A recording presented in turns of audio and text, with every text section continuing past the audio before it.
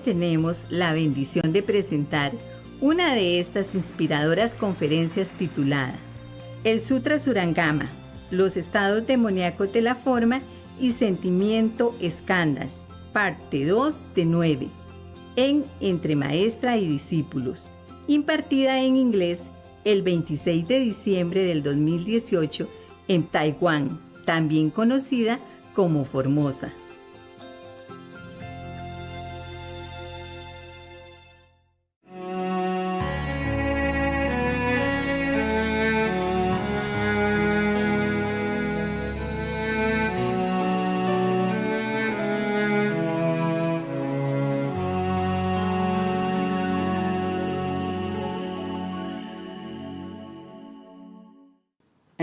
But his body remained intact and unharmed. This state, when you reach this state, it is called the pure light surging through one's physical body, even surging through your physical body as well, not just in front of you, but it does surge through, surging, running through, and strongly. So they call it surging through, the light surging through your physical body. That's why worm or whatever, insect, whatever, bacteria cannot bear. They'll just be destroyed, gone. Maybe incinerated by that light.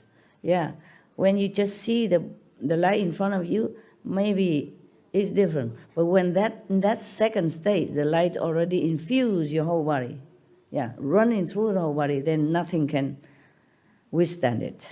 Only the good things remain, only the elation. That's why you feel good, When you see the light like that, when you meditate, you see the light, you feel so blissful and light, as if you don't have any body anymore.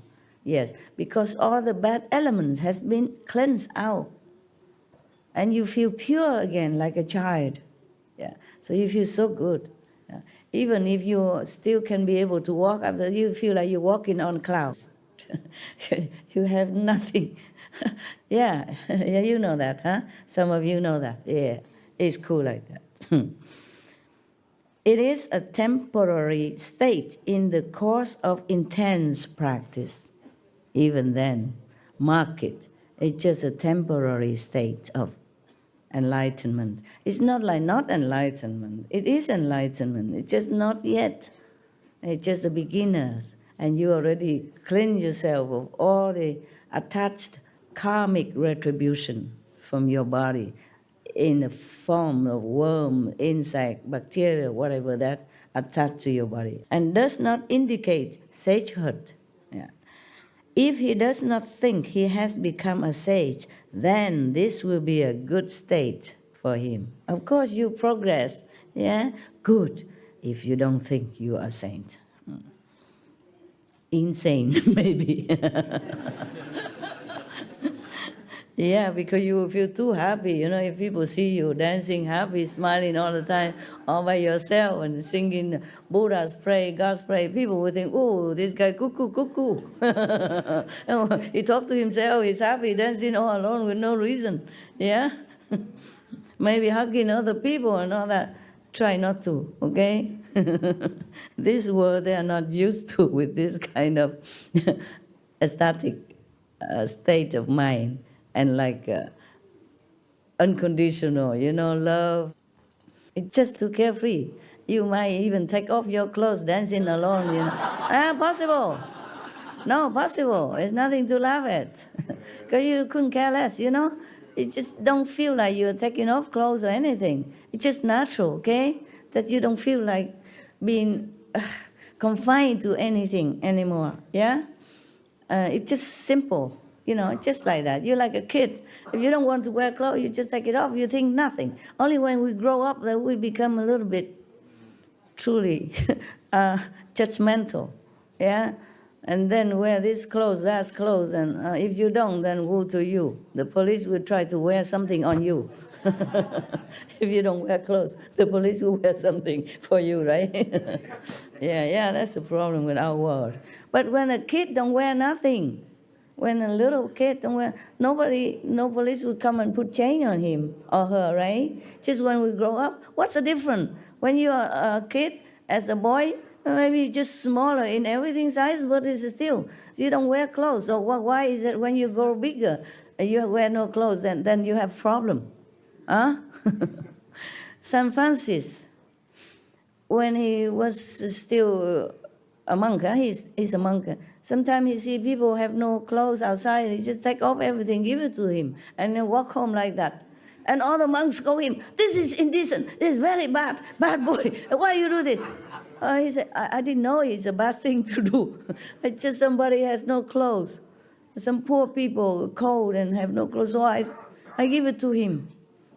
We monks supposed to give, no? So innocently. Yeah, because he was in such a state of mind that he don't think too much.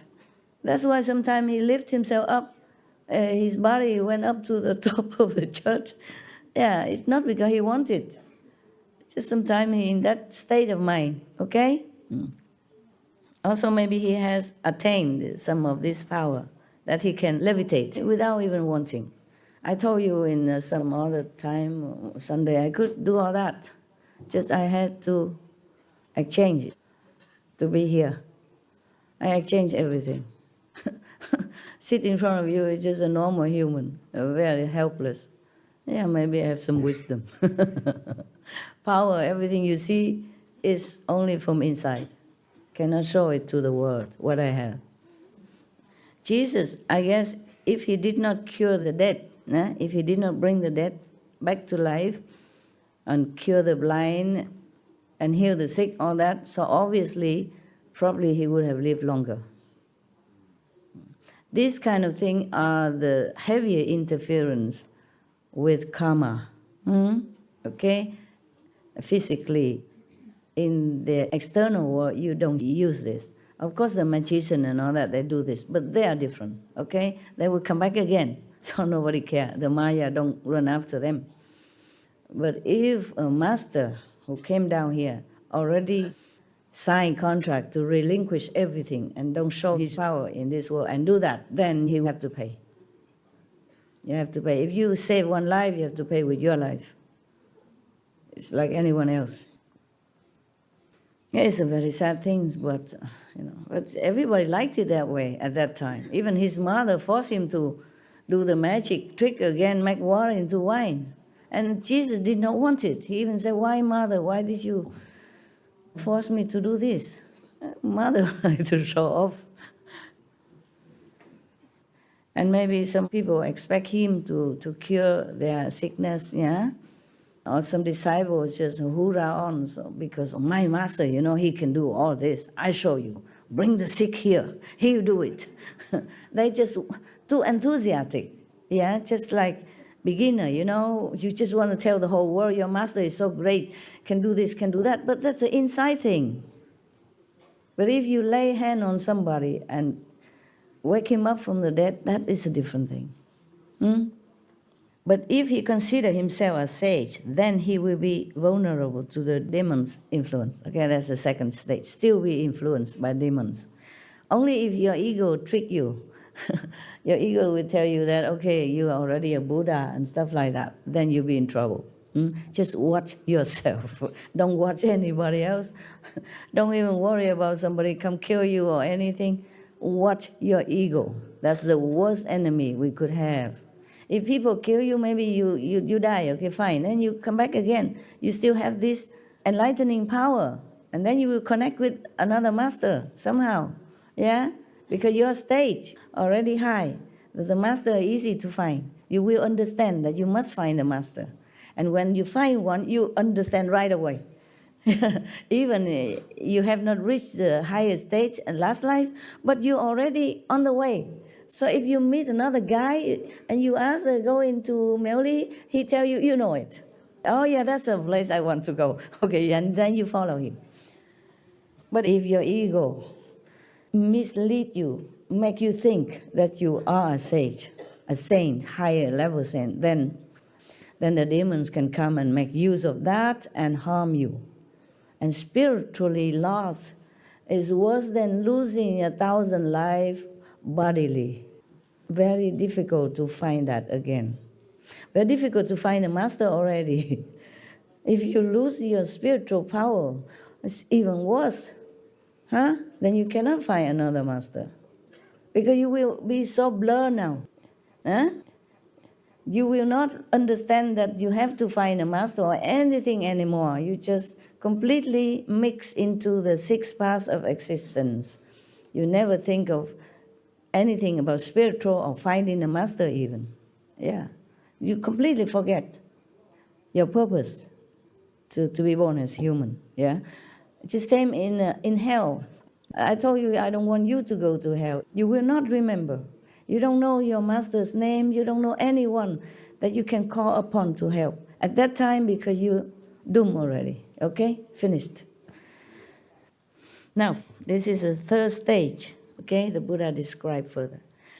Further, as the person uses his mind to intently investigate inside and outside his physical and spiritual souls, intellect, will, essence, and spirit will be able to interact with one another without affecting his body. Wow, this is another wondrous state. They will take turns as hosts and guests. Then he may suddenly hear the Dhamma being spoken in space. Some of Buddha's disciples at that time heard those things.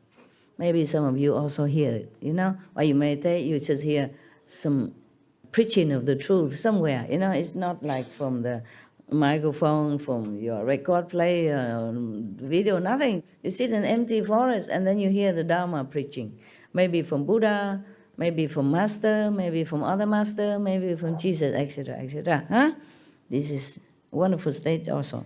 Or perhaps he will hear esoteric truths being pronounced simultaneously throughout the 10 directions.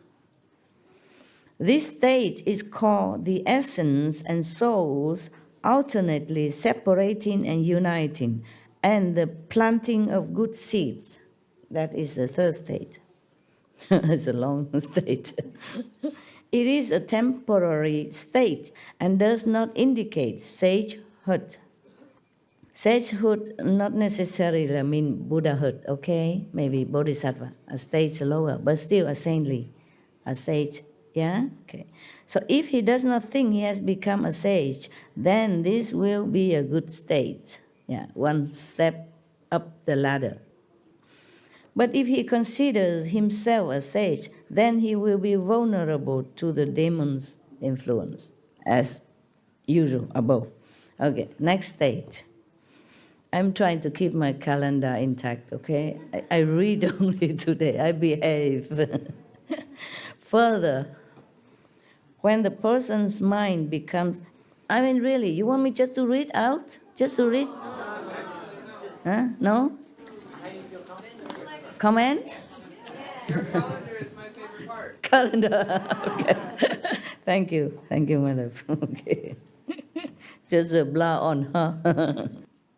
Actually, I'm telling you, just entertaining you. I don't know how much you understand and how much you believe and how much you will practice. I saw evidence everywhere. Yeah? Many small things I teach, you guys don't keep. I don't mean the precepts. Something about the environment, for example. Yeah? So if you listen and understand, then I'm very happy for you. If you don't, well, business as usual, okay? I don't expect much from you in this time of Dharma ending age. And the Buddha is far away already, okay? This is a small thing. For example, I say you don't use toilet paper, okay? You use the water and soap, light detergent, organic and non-toxin detergent to wash yourself. I don't see that in some of the disciples' house. And they built me a little room somewhere in where I used to be before. My first place is in the mountain. We didn't have a lot of money, just buy a piece of land and then put up tent to stay. And that was a long time ago. And then they built a little place there for me, but the bathroom, the toilet, don't have this extra spray. With that spray, you can clean the residue inside under the toilet seat. It's make your house cleaner. Don't have. Lucky I knew. I know my disciples. I have my own. You know, you can bring a bottle or something like that. But it's not the same. It's not as convenient and as good cleaning like a spray attached to your toilet. You understand? A small spray, long like this, and a small head. Not like a shower head, but smaller, like very little. You spray around it. Also clean yourself. Perfect. Good for environment. Save a lot of trees. Because sometimes they don't just use a dead tree. They don't have enough time to wait for the tree to die to use it. They just use any trees. Imagine, we're billions of people. Everybody uses a little bit of paper every day. Imagine how many trees have died, flushed down the toilet. How much work has gone to that job. How much pollution for the planet. Because these paper, they use bleach to make it white, so it look it more clean, yeah? But the bleach, you go where, you know, right? Go into your river, yeah, and the sea. And slowly, slowly, river are too polluted to use, the sea are dead, Dead Sea, etc., etc. Not just about money, not just about listening to master teaching. It's about you and your word and the word of your children.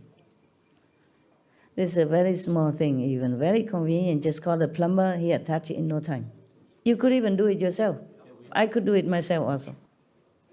I don't mean all of you, okay? When I say you in general, okay? I know some of you did it. I know. I asked one of the doctor in Taiwan, he said, oh, we listened to what you said, Master. We don't use toilet paper anymore. But in my own home, my helpers want to use them. So I took all the toilet paper rolls away, I stuck it all in mine, and I say, you don't have any more.